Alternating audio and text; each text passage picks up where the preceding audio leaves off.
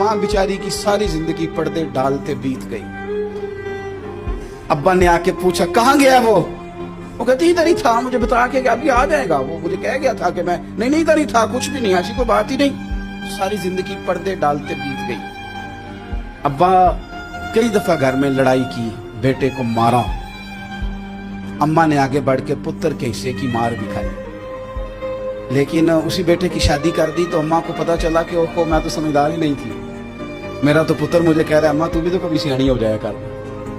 अगर वो बोलती है तो तू ही चुप कर जा, तो फिर उसे एहसास होता है कि ओहो